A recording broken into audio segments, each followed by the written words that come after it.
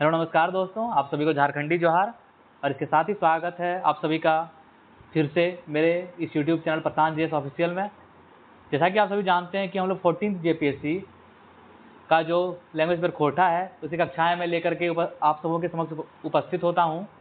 इस कड़ी में आज हमारा लेक्चर नंबर 36 है और आज हम लोग डिस्कस करने वाले हैं डॉक्टर ए के झा जी के बारे में, जिसे मौसम विज्ञानी भी कहा जाता है, जिसने धरा गगन सिद्धांत दिया है, जिसके बिना खोटा साहित्य की कल्पना करना मुश्किल है, कल्पना नहीं कर सकते हैं, क्योंकि उन्होंने खोटा साहित्य को समृद्ध करने के लिए इतना सारा योगदान दिया है।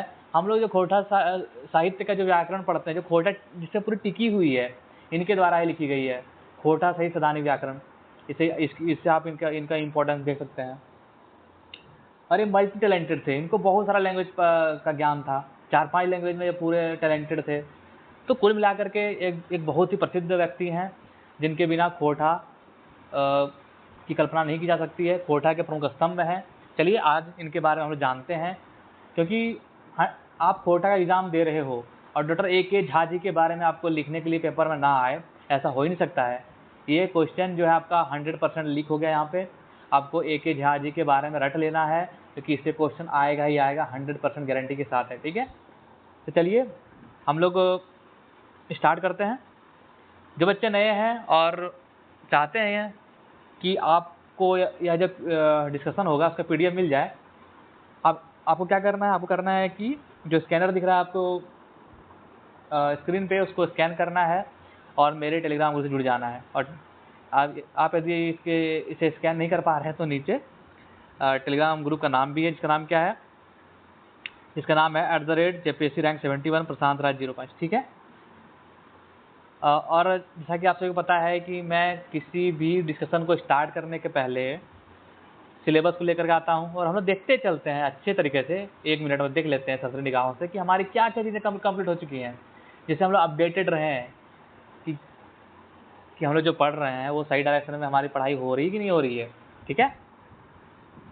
तो खोटा भाषा पहला खंड है वो हमारा कंप्लीट हो चुका है पूरा का पूरा। खोटा लोक साहित्य ये भी कंप्लीट हो चुका है, खोटा शिष्ट साहित्य भी कंप्लीट हो चुका है। और हम लोग मूव कर चुके हैं खंड 2 पे, खोटा साहित्य और साहित्यकार के ऊपर। और हम लोगों ने यह डिस्कस किया था कि जो पहला ये चीज़ है, खोटा साहित्य के विकास पर अन्य भारतीय साहित्य का प्रभाव, मैं इसके बाद डिस्कस करूँगा। पहले हम लोग डिस्कस क्या कर रहे हैं, जो इंपॉर्टेंट पार्ट है ये लेखककार के बारे में, ये सारी चीज़ें डिस्कस कर रहे हैं। ठीक है, तो चलिए करते हैं। डॉक्टर ए के झा जी, डॉक्टर ए के झा जी ये पुनर्जागरण आंदोलन के बड़का योद्धा हैं और खोटा भाषा के नागार्जुन नाम में प्रचलित बा नाम जचका साहित्यकार। ए के झा जी का जन्म 20 जून 1939 बछर ग्राम चंडीपुर थाना कसमार बोकारो जिला भेल हलय।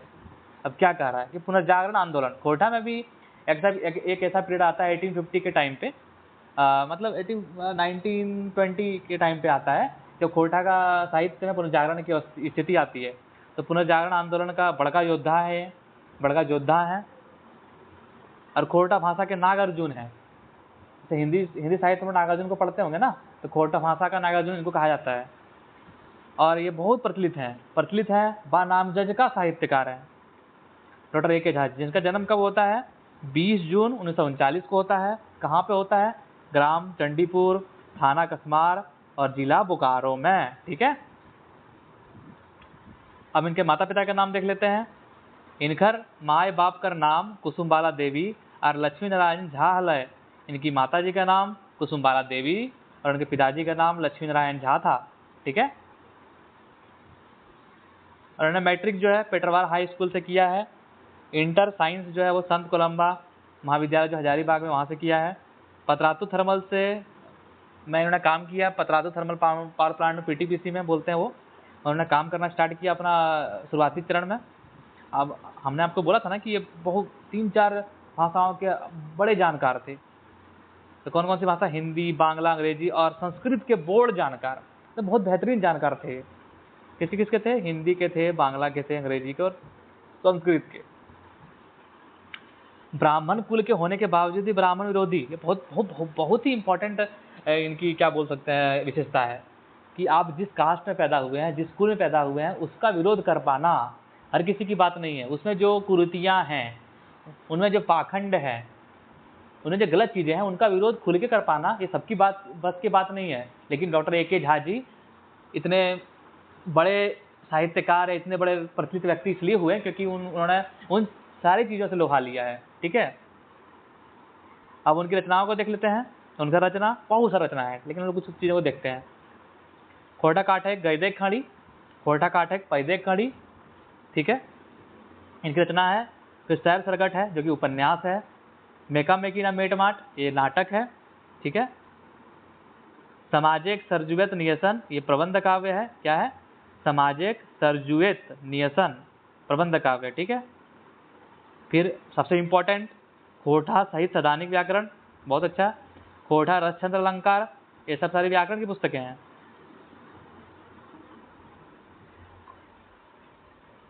कविता पुराण, कविता पुराण जो कि क्या है? छहुआ साहित्य है, मतलब बाल साहित्य है कविता पुराण। एक टोकी फूल, एक टोकी फूल यह भी काव्य साहित्य है, कविता संग्रह है, तितकी पत्रिका में छपा था। दूडार परास फूल और दूडार जिलहुल फूल जो कि क्लास 11 और 12 का शायद ये पुस्तक है, 9 10 का है। और खोटा गद्य पद संग्रह, बहुत इंपॉर्टेंट चीज़ें हैं। और फिर से देख लेते हैं इनकी रचनाओं को। पहला तो है इनका रचना खोटा काटे गद्य खड़ी, खोटा काटे पैदे खड़ी, सैर सरकार जो कि उपन्यास है, मेका मेकी ना मेड माट जो नाटक है, सामाजिक सरजुवेत नियसन जो कि प्रबंध काव्य है, खोटा साहित्य सदानिक व्याकरण, खोटा रसचंद्र अलंकार, कवित पुराण जो कि छहुआ साहित्य है, बाल साहित्य, एक टोकी फूल जो कि तितकी पत्रिका में छपा था, दूडार परास फूल और दूडार चिहुल फूल, फिर खोटा गद्य पद संग्रह। ठीक है, अब काव्य प्रवृत्ति को देखते हैं। इनकी विषय वस्तु क्या थी, इनकी रचनाओं की विषय वस्तु क्या थी। ठीक है, वो चीज़ों को देखते हैं हम लोग। काव्य प्रवृत्ति या विषय वस्तु, खाम ख्याली, काना प्रतियार, धड़नच, लूछड़ गिड़ी, आरो आरो के विरोधी। देखो, खाम ख्याली मतलब बेकार की बातें, काना प्रतियार मतलब अंधविश्वास, धड़नच मतलब बेकार की चीज़ें हैं जो कि नहीं होनी चाहिए समाज में, लूझड़गिरी मतलब सारा ये मतलब पर्यायवाची शब्द ही है। ठीक है, इसके विरोधी थे, घोर विरोधी थे। अंधविश्वास, खाम ख्याली सबके घोर विरोधी थे। और सबसे इम्पोर्टेंट ये जनवादी कवि हैं, मानववादी कवि हैं और सामाजिक भेदभाव मिटवे काम किया है इन्होंने, कार्य किया है, काम किया है।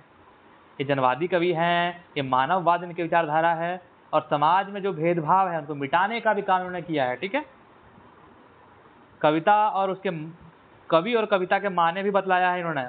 किसने बतलाया है? कवि और कविता के माने भी बतलाया है। मतलब कोई भी कवि नहीं बन गया है, कोई भी ऐसी कविता नहीं बन जाती है। ठीक है, कवि के क्या गुण होने चाहिए इन्होंने बताया है स्पष्ट तौर पे। और वो शीर्षक क्या है? तबे हमें कवि नाए। ठीक है, देखते हैं उसका एक वानगी। यदि कविता माने श्रृंगारे पटारे चर्चा तब हम कवि नाए। बोलता है कि कविता का मतलब श्रृंगार पटार है। श्रृंगार पटार मतलब बस बेफिजुल की बातें हैं, लबी डबी बातें हो रही है कविता में, तो वो चीज़ें जो हैं तब हम कवि नहीं है। ऐसी कविता हम लिख रहे हैं तो कवि हम नहीं है। ठीक है, इसका कहने का उनका मतलब है कि कवि वही है जो समाज के बारे में लिखे, जो मानव के बारे में लिखे। ये सारी चीज़ें जो हैं यदि कविता में आता है तो वो कवि कहलाता है। ये सारी चीज़ें नहीं हैं, बस श्रृंगार पटार की चर्चा है। जैसे हिंदी साहित्य में लोग बिहारी कवि को पढ़ते हैं। ठीक है, उसका एक एक कहत नटत रिझत खिजत मिलत खिलत लजियात भरी भवन में करत है नैनहु सो बात। तो ये सारी चीज़ें ना होकर के उनका कहना है कि अलग अलग चीज़ें। ठीक है, यदि कवि माने सुधे भाट तब हमें कवि ना आए, मतलब नचनिया टाइप का कवि जो है नचनिया नहीं होना चाहिए। ठीक है, उनका ये भी कहना है। यदि कविता माने सामाजिक सुख और आईना तब हम एगो छोट मोट कवि। लास्ट में कहते हैं कि यदि कविता का मतलब समाज का सुख है, दर्द है या सब दर्पण है समाज का, तब हम एक छोटा मोटा कवि हैं। ठीक है, ये बतलाते हैं। फिर वो मेहनत की भी बात करते हैं, बोलते हैं भाई कि बैठे बैठे कुछ नहीं होने वाला, मेहनत करो, बिना मेहनत के कुछ नहीं होने वाला। ठीक है, आप सभी को भी जेपीएससी में से मेहनत करना है, तभी आपको सफलता मिलेगी। मेहनत के महत्व, आंख मैस अपने डराए तबे कुछ सुधार हो तो दादा के भरोसे केतारी ऐसा में की खेती हो। तो बोलता है आंख मेड़ो, जो जगे हुए ना, आंख मेड़ो और जगो, अपने खड़ा हो, आंख मैस अपने डराओ, अपने खड़ा हो, तभी कुछ सुधार होगा। दादा के भरोसे केतारी मतलब दूसरे के भरोसे केतारी रोपोगे भाई, दूसरे के भरोसे तुम खेती करने चले हो, उससे कुछ फायदा नहीं है, खुद करना होगा। ऐसा में की खेती हो तो फिर से देखते हैं, मजेदार चीज़ है। आंख मस अपने लड़ाए, अपने आप लोग, आप सभी के लिए, हमारे लिए है कि खुद मेहनत करना है, किसी के भरोसे नहीं बैठना है। कोई आपको कोचिंग वाला या मैं आपको सिलेक्शन नहीं दिलाऊंगा, सिलेक्शन आपको खुद से मिलेगी, खुद जो मेहनत करेंगे उससे मिलेगी, ठीक है। आंख मस अपने लड़ाओ तबे कुछ सुधार हो। तो अभी जो आपको टाइम मिला है, आप इसमें 15 घंटा दो, 20 घंटा दो, जितना मैक्सिमम हो सकता है उतना दो, क्योंकि एक बार आपको सिलेक्शन मिलता है ना, तब उसके बाद बहुत सारी चीज़ें आसान हो जाती हैं जीवन में, ठीक है। तो सिलेक्शन लेना आपका प्राइम गोल होना चाहिए। अभी जिसका मार्क्स 130 प्लस आ रहा है, क्वेश्चन सही हो रहे हैं प्रीलिम्स में, वो मैथ्स में लग जाए अच्छे से, क्योंकि बहुत सारे धुरंधर बच्चे हैं यहाँ पे जो खा जाएंगे आप सभी को, ठीक है। तो लग जाइए बढ़िया से। आंख मस अपने लड़ाओ तबे कुछ सुधार हो। तो दादा भरोसे केदारी ऐसा में की खेती हो। तो और सामाजिक सुधार करे खातिर आगू बढ़े दरकार। अब बोल रहा है कि भाई समाज का सुधार जो है अपने आप नहीं होगा, आप सभी को आगे बढ़ना होगा, हमको आगे बढ़ना होगा, ठीक है। हम सभी आगे बढ़ेंगे तभी समाज का सुधार होगा। मोरे लूर सीखी संगी बाँचे अपने आय जीतो, मोरे लूर बीच भैला इतिहास सचे बाँचे देतो। थोड़ा ब्लर है लेकिन आपको पीडीएफ में साफ दिख जाएगा। मतलब मरने से मत डरो, बाहर निकलो। मोरे लूर सीखी संगी मतलब बाहर निकलने पहले मरने का डर खत्म कर दो, ठीक है। बाँचे अपने आय जीतो मतलब मरने का डर खत्म कर देगा तो बचने का अपने आप तुमको ढंग आ जाएगा। और यदि मोले के लूर सीख लेगा तो इतिहास सच में तुमको एक सराहेगा। जैसे 1857 का रिवोल्ट होता है, तो जगदीशपुर रियासत के जो जमींदार होते हैं बाबू वीर कुंवर सिंह, तो वो होता तो खुद अपनी जमींदारी और अपना पैसा लेके भाग जाते हैं वो, लेकिन वो समाज के लिए आगे बढ़े हैं, देश की स्वतंत्रता के लिए आगे बढ़े हैं, तो वहाँ पे वो मरने का डर खो करके आगे बढ़े हैं। तब तो देखो समाज में, इतिहास में हर जगह उसका नाम है, ठीक है। ये कहना चाह रहे हैं। मोरे लूर सीखे संगे बाचे का अपने आय जेतो, मोरे लूर बीच भैला है इतिहास सच्चे बाचे देतो। अब इनको मौसम विज्ञानी भी कहा जाता है। मौसम विज्ञान के गहराई से जो जानकारी इनको था, इसलिए उन्होंने कौन सिद्धांत दिया, धरा गगन सिद्धांत, ठीक है, धरा गगन सिद्धांत। 1997 में इनको डॉक्टरेट की मानक उपाधि दी है। किसने दी है? भारतीय कृषि अनुसंधान परिषद ICAR ने, Indian council of agriculture research ने इन्हें क्या बोलते हैं, धरा गगन सिद्धांत के बदले डॉक्टरेट की मानद उपाधि दी है। 1982 में इन्होंने खोरडा ढाकी क्षेत्र कमेटी का गठन किया है इन्होंने। 1983-84 में तितकी पत्रिका के संपादन किया है। इनको खोटा रत्न, खोटा सपूत और अखरा सम्मान से नवाजा गया है, ठीक है। और लास्टली 19 सितंबर 2013 को इनकी मृत्यु हो जाती है। और इसके साथ ही हम लोग के बीच जो है डॉक्टर A.K. झा जी अब नहीं है, लेकिन इनकी जो कृतियां हैं खोटा को लेकर जो इनका योगदान है बहुत सराहनीय है। इनके बिना खोटा की कल्पना नहीं की जा सकती, खोटा साहित्य की कल्पना नहीं की जा सकती है, इसलिए हम लोग हाथ जोड़ के नमन करते हैं, ठीक है। तो चलिए आज का डिस्कशन यही समाप्त होता है। और जिन बच्चों को इस पूरे डिस्कशन का PDF चाहिए उनको क्या करना है, स्कैनर को स्कैन करिए और मेरे टेलीग्राम ग्रुप में जुड़ जाइए, जहाँ पे आपको सारी चीज़ें मिल जाएंगी। इसका नाम क्या है, @JPC Rank 71 प्रशांत 05। चलिए ठीक है, आज के लिए इतना ही, धन्यवाद।